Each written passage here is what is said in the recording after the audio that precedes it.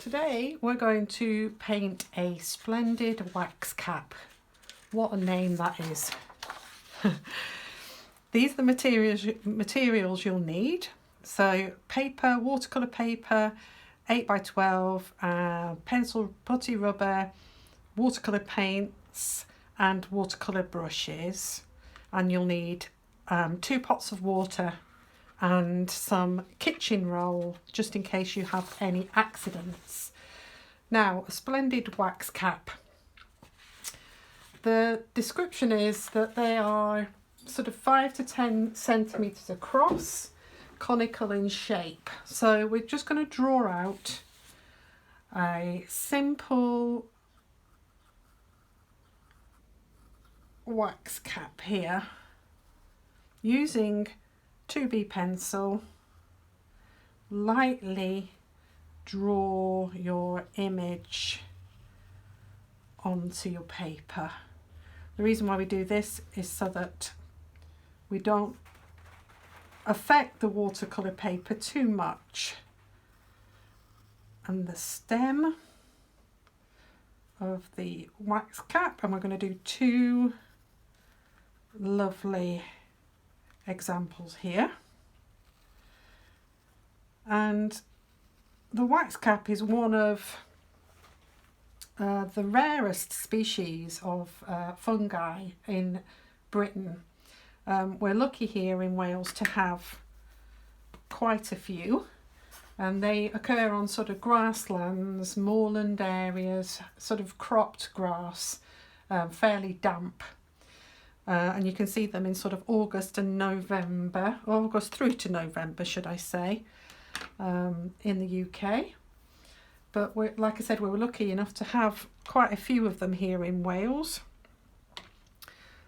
especially at the National Botanic Gardens on the Waun Las Reserve. So I've got my 2 mushrooms there, and I'm going to apply a coat of orange paint to the top. If you haven't got orange in your watercolour set, then if you mix cadmium yellow with cadmium red, you'll get a nice orange colour. Otherwise, you can go and buy a tube or a pan. These are called pans, little squares of hard watercolour paint. So we're just going to apply a nice even coat to these mushrooms. We're going to apply it quite thinly, and it is going to be an undercoat. So just now you can see that there's quite a heavy texture on this paper, and it's called rough paper, watercolour paper, rough textured. If you don't want the texture to show through on your paintings, then you need to buy yourself some smooth watercolour paper. It's called hot pressed watercolour paper.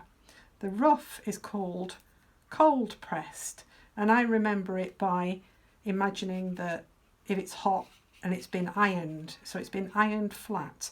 And hot pressed watercolour paper is used for all types of botanical illustration and portraits, wherever you need a smooth surface. But most watercolourists paint landscapes and other things, seascapes and things like that. So they like the rough texture. But if you really don't want that texture, then buy yourself some smooth watercolour paper. And you can get it online, or you could buy it in a local art shop if you've got a decent one. So we've got our orange underneath, and that's to create the sort of, a wax cap has a sort of vibrant orange colour to it, but then it's topped with a red. I've got rose madder here, which is a pink, a sort of a red that sits on the side of the pink side. if you've got a red and you've got, say, a cerise colour or something like that, then you can mix the two together and you'll get that red tone. And if you then apply that to your mushroom while it's still wet, and then it'll bleed really nicely, especially if you've got your paper on an angle. I've got a design desk here, and I have it on an angle so that the watercolour drains down. So you can prop it up, just use an old piece of wood or a palette or something like that, and just prop it up a bit so that the paint drains down in the direction that you want it to drain. Okay, so that's the colour applied. If you want to intensify it, then just thicken up your mix by adding a little bit more pigment and just apply it. But apply it while it's wet. Don't do it when it's dried, because you won't get that lovely soft result. Okay, and you can see, well, you'll see on the final image that the wax cap has a sort of an edge where the light is catching the underside of the fungi's cap, and it's slightly lighter, so we're going to leave that a little bit more orange just around the edge here, just where it's catching the light. On the top there should be a sort of a lighter area. So again, if you curve your brush in that sort of motion, you'll get a nice shape to your painting. So curve the line that you're making rather than painting across or down. Curve the line.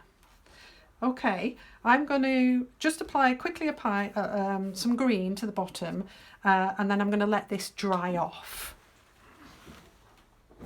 Okay, so dried that off with a hairdryer just to speed things up a bit. You can do the same thing. You can see how much lighter watercolour dries, so just be aware of that when you're applying your paint. So what we need to do now is we need to just intensify this in places. So I'm just going to use the same colour, that rose madder colour that I've got here, and I'm just going to apply a shadow under here, right where the wax cap that's behind touches the one in the foreground. And I'm just going to take a larger brush and I'm just going to apply some more paint in that area, just to create a shadow, and I'm going to apply it with that curved motion that we talked about earlier on.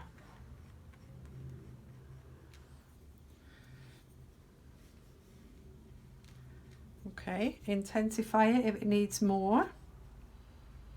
Add more water if you need more water, so that it bleeds and blends into the rest of the painting that you've made. Okay, I think I'm going to put something darker there because it does need to darken up slightly more than what I've got. So I've got some alizarin crimson. I'm just going to put that in. And again, follow the natural curve of the mushroom and just leave it kind of loose. Wipe off your brush, use a paper towel if necessary, just to lift off a little bit of colour, and I went over the edge there a little bit. Now if you want to lift off highlights, this is how you do it. So you take a clean, semi-damp brush, not dripping wet, and you just lift the colour off, and you can do that multiple times depending on how much colour you want to lift. We need to do the same with the orange, so I'm going to just put in a shadow underneath that section there, drag that down into the Again, make it stronger. If you feel it needs to be stronger, make it stronger. Okay. I'm also going to put, while I'm here, I'm just going to put some thicker orange just around the base in a wiggly sort of line like that. Okay. I'm going to apply the same technique to the top.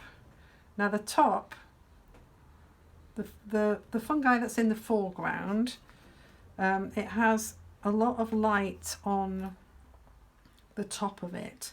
So I'm just going to apply the paint like this, again in a curved motion. I'm just going to leave the top fairly light so that it doesn't get too strong. And again, I'm just going to take that orange and I'm just going to apply that around the base like that. I'm going to drag a little bit of that up into the rest of the fungi. And I want it to be lighter here, so I'm going to lift it off. Remember, you wipe your brush off on a paper towel or a piece of tissue and just drag off some of that colour. Each time you make a brush stroke, wash it off in your water and wipe it off on a paper towel. Okay, I'm going to apply some more colour to that. The base of this to create a shadow. Drag it down with a little bit of water so it's not too dense and drag it down into the foliage. Now I painted the foliage just by using a bit of green. I've got sap green here and I just flicked like this. Flick. So you can drag some up into the body of the mushroom. So the best time to see this is August to November in UK. Usually occurs in small groups rather than singly. And one of the best places to see it is in West Wales and at the Botanic Gardens. So, and another interesting fact about it is that it smells of honey when it's dried. So that's quite a lovely thing. So let's have a see. What do we need to do to this now? I think we just need a couple of more defined. I've got a smaller brush here. I'm just going to put on some sort of stripes. This is still wet, but not soaking wet. So you can achieve some definition with the marks that you're making. Okay, this one might be too dry to do this too. So if I put the marks in and they don't move, I would just apply a little bit of water to those surfaces that I've just put on. Okay, so I'm just going to apply a little tiny bit of yellow just around the foreground of these edges and also down into the stalk area of the wax cap. Okay, I'm just going to let that dry off. Okay, we've got all the colour down, well, all the colour that I thought I needed.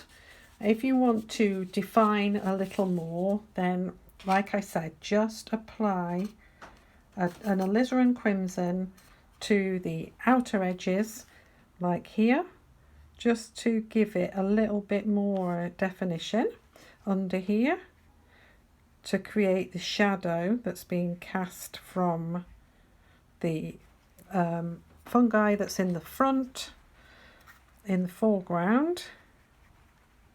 Okay, if you need to lift things off, just again, just wash your brush off, wipe it on a paper towel, and then just lift off your lines like that. Okay, I think I need a little bit more yellow around here and along here, and then I'll think I'll be more or less finished with this. I used a rigger brush. This is one of these long, thin, they're called fine liners or rigger brushes, to create the foliage in the foreground.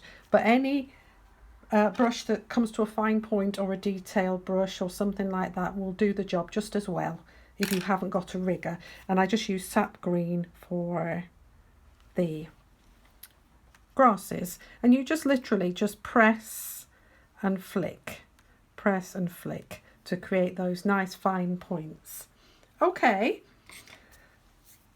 so there we have our Splendid wax cap Hydro Cybe Splendissima. Amazing. Look out for them and enjoy painting them. If you can paint them from real life, then please do, but don't pick them. Enjoy, and see you again soon.